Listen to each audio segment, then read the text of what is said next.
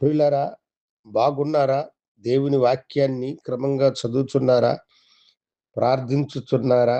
నేటి ధ్యాన వాక్యము యెషయా గ్రంథం 60వ అధ్యాయము 22వ వచనం. వారిలో ఒంటరి అయిన వాడు 1000 మంది అగును, ఎన్నిక లేనివాడు బలమైన జనమగును. నీ జీవితంలో దేవుడు నిన్ను ఆశీర్వదించుటకు ఈ వాగ్దానమును అనుగ్రహించున్నాడు. ఒకవేళ మీ మనసులో మేము ఒంటరిగాలము, ఏమీ లేని వారము, అందరున్న సమస్తము లేని వారము, మా మొరను ఆలకించువారు, మాకు సహాయము చేయువారు లేరని వేదన పడుచున్నారా?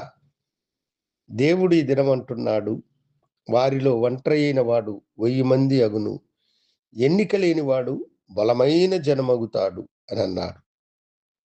అబ్రహాము జీవితములో ఆయన ఒంటరితనమును బహుగా అనుభవించినాడు.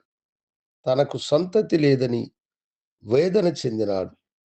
తాను సంపాదించిందంతా ఎవరికి దక్కుతుంది అని అనుకున్నాడు. ఒకసారి దేవునికి అతడు ప్రార్థన చేస్తూ ఏమన్నాడంటే, ఏమిచ్చి నాకు ఏమి ప్రయోజనము ప్రభువా? ఇదిగో నేను సంతానహీనుడను కదా. నా దాసుడైన ఈ దమస్కు ఎలియాజరే దీనంతటికి అధిపతిగా మారునా అని అన్నాడు. అయితే దేవుడన్నాడు, నీ దాసుడైన ఎలియాజరు కాదు, నీ కడుపున పుట్టువాడే నీకు వారసుడు. నీవు ఆశీర్వదించబడిన వాడవు. నేను గదా నిన్ను పిలిచినదని చెప్పాడు.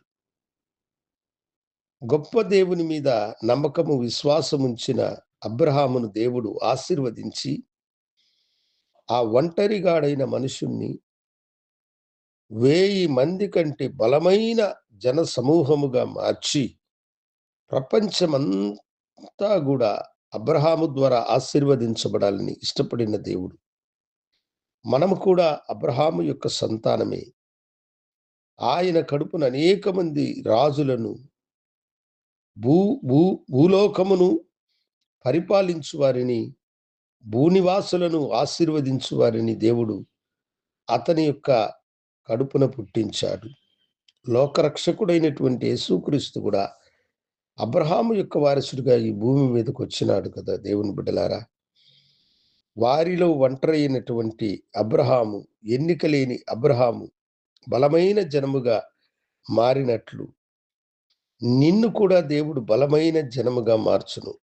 నీవు భయపడకు, దిగులు చెందకు. అయ్యో, అన్ని ఉన్న నాకు ఏమీ లేదని వేదన పడుతున్నావా?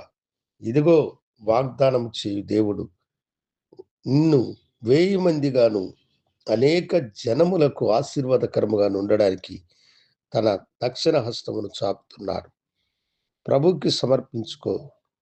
నీ ఒంటరితనమును తీసివేసి నిన్ను ఆశీర్వదించునుగాక. గనుడా, నీకు వందనాలు. వారిలో ఒంటరి అయిన వాడు 10 వందలగును, ఎన్నిక లేని వాడు బలమైన జనమగునని వాగ్దానం చేసినావు. బలమైన జనముగా నీ బిడ్డలను దీవించమని యేసు నామమున అడిగి వేడుకొంచున్నాము తండ్రి. ఆమేన్. శుభోదయం. ప్రభు మిమ్మలను దీవించునుగాక. ఆమేన్.